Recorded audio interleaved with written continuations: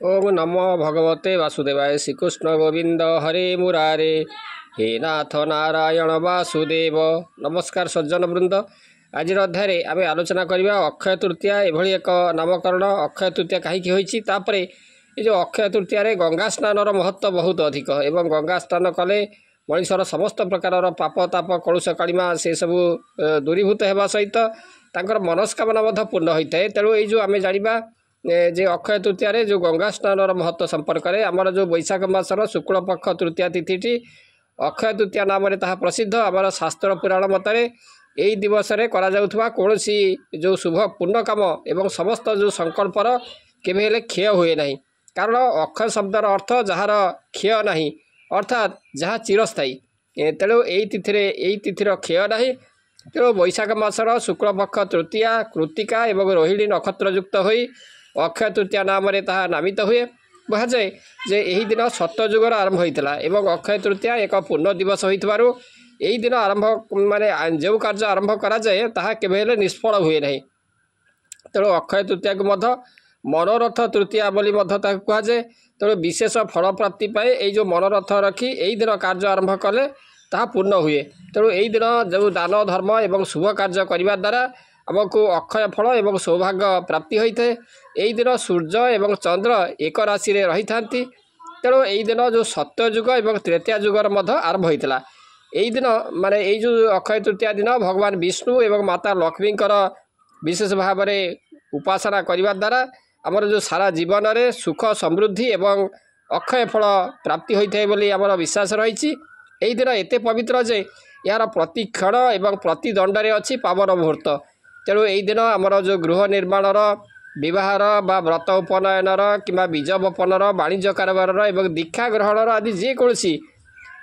Career जदि अयम आरंभ कले ता निर्विघ्न ता समापन होता है बोली आमर कथित अच्छी।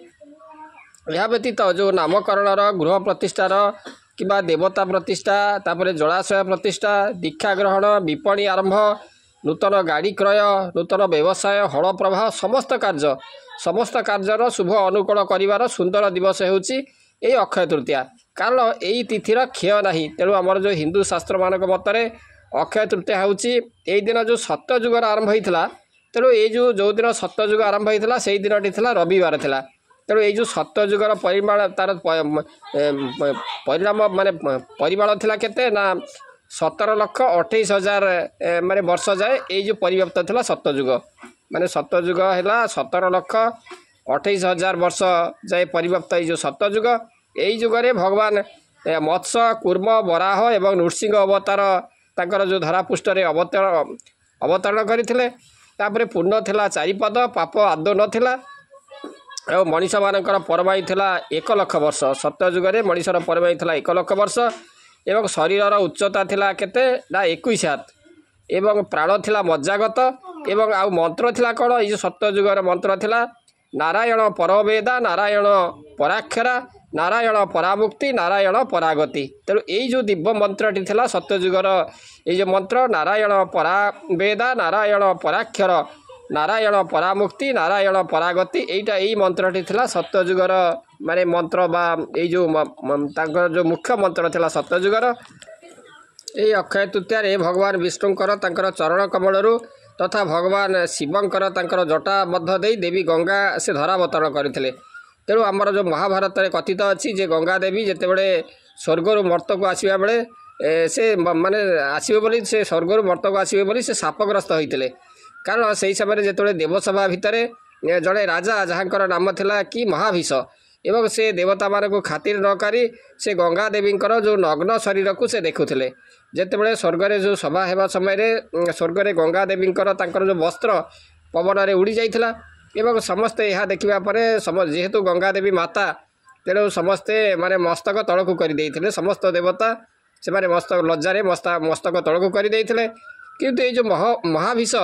से जो गंगांकर जो अर्धनग्न रूप यौवन को से एक लय से देखुले।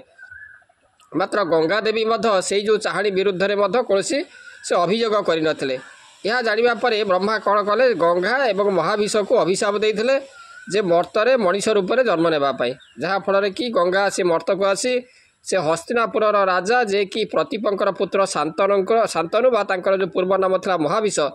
से जो महाविष को से बह करते परवर्ती काल में से तांकरी ठारू जन्म नहीं से भीष्मकर जननी भाव में गंगा से थे महादेव से जिते गंगा मर्त को आसिले से महादेव को माने जो महादेव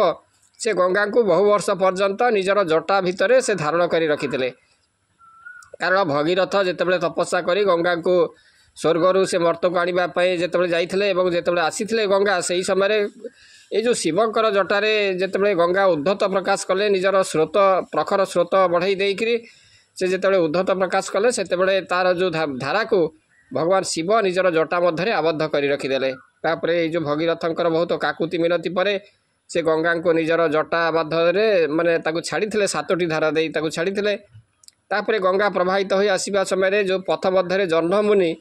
से एक विराट यज्ञ करुले ये जो गंगार जो माने स्रोत प्लावन से जह्नमुनिकर से जो यज्ञ नष्ट हो गला जहाँफल कि जह्नमुनि क्रोधान्वित हो से जो गंगा देवी को पान करदे तापर भगीरथंकर अनुरोध में ये जो जह्नमुनि निजर कर्ण रंध्र बाटे से गंगा को त्याग करते से जो जह्नमुनिकर नाम अनुसार गंगांकर आउ गोटे नाम होता जाह्नवी तेणु जाह्नवी रूप से धरापृष्ठ से माने आमर पृथ्वी पृष्ठ प्रवाहित होते गंगा एवं तांकरी जो जल स्पर्श जो सगर मानकर सापग्रस्त सगर वंश से माने साप मुक्त होते से उद्धार पाई एवं गंगा से मर्तलोक माने मर्तलोक को आसी सगर वंश को उद्धार करने सहित पृथ्वी को मध्य शस्य श्यामला करथिला तेणु माने ये जो पवित्र अक्षय तृतीय देवी गंगांकर धरावतरण होइतिबारु यही दिन पवित्र मन में गंगा स्नान कले एवं दान पुण्य कले इह जन्म एवं परजन्म हितकर होता है एवं सकल संचित पापर क्षय माने क्षय होता है बोली विश्वास करा जाए अर्थात ये जो अक्षय तृतीया माने ये जो अक्षय तृतीया दिवस में गंगा माता को नहीं एक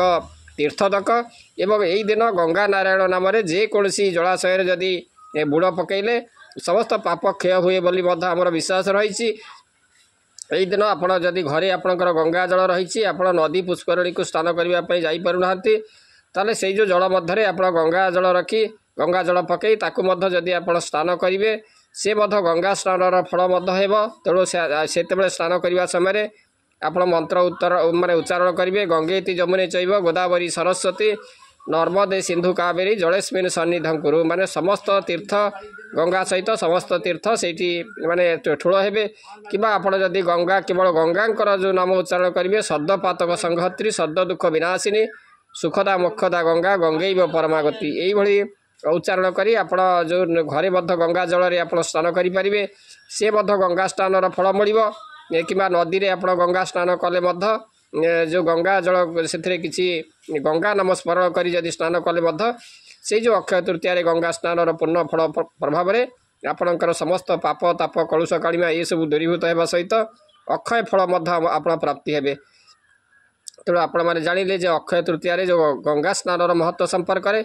आशा करे ये जो आलोचनाटी आपण मानक भल लगी आज रोचे ओं नमो भगवते वासुदेवाय ओं सद्दपातक संहत्री सद्द दुख विनाशिनी सुखदा मोक्षदा गंगा गंगैव परमागति।